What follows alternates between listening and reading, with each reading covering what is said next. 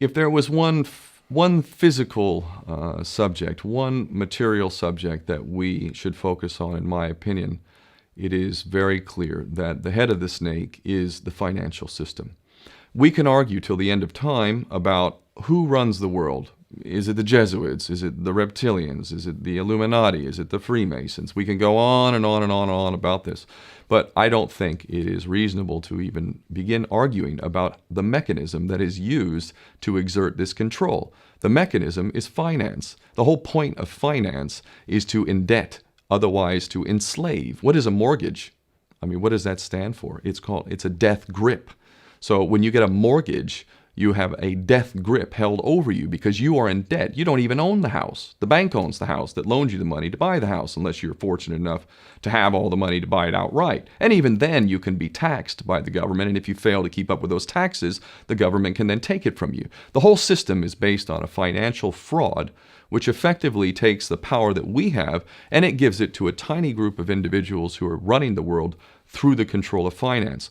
With the infinite supply of money that we have allowed them to take, they have literally an infinite supply of money, and with that money, and from their psychopathic point of view, they have bought everything and everyone who can be bought. So those of us who cannot be bought, because we operate on a level that goes way beyond the material, we are not rewarded for such behavior. We are punished for such behavior. And the most slovenly, disgustingly criminal, pedophilia, corrupt moral individuals, those are the ones that are rewarded in this system, which is upside down. We reward the pedophiles, we reward the corrupt, we reward the liars, we reward the people with no morals at all, and usually we compromise them under this system in terms of maybe a videotape. Maybe Barack Obama is gay. Maybe we have videotape of him having sex with another man, or perhaps some other acts that may be not so popular amongst many of the electorate. Or maybe we have videos of political leaders having sex with little boys or little girls. If I was in charge of the world and I was a psychopath and completely drunk on my own power, you can bet damn sure that's what I would do. I wouldn't allow anyone in a position of power who wasn't completely compromised.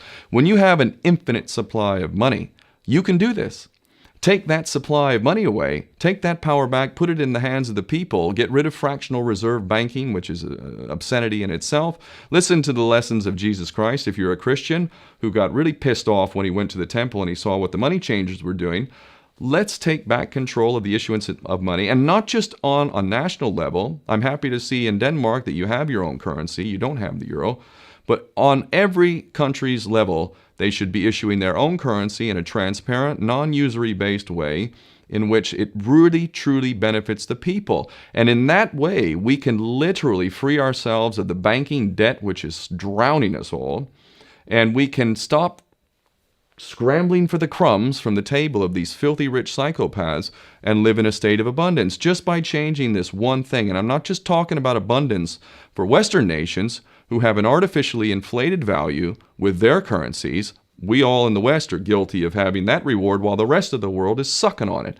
Every nation in the world can use a sensible financial policy to liberate themselves, to have world-class education, infrastructure. Everything that a healthy society would require can be had in the worst, most corrupt African country, in any part of the world. We can all have that if we simply change that one thing. John F. Kennedy did that about 6 months before he was taken out. He issued United States notes as opposed to Federal Reserve notes. I can assure you the powers that be knew the power of that act, and they took him right out. So the bottom line is, if we as people understand this very simple principle, just this one thing, change this one thing, we can solve every other problem you can name. I don't care what the problem is. I can bring it back to the financial system and an infinite supply of money for a bunch of psychopaths who are running the world, as opposed to an abundant supply of money for all of us. So in that sense, I'm very optimistic. This is not rocket science. I am not the smartest guy in the room. We can all understand this. And as soon as we do, we can exercise the same power that we had, but relinquished, and we can have a future for ourselves and our children. There's a lot to be optimistic about, quite frankly.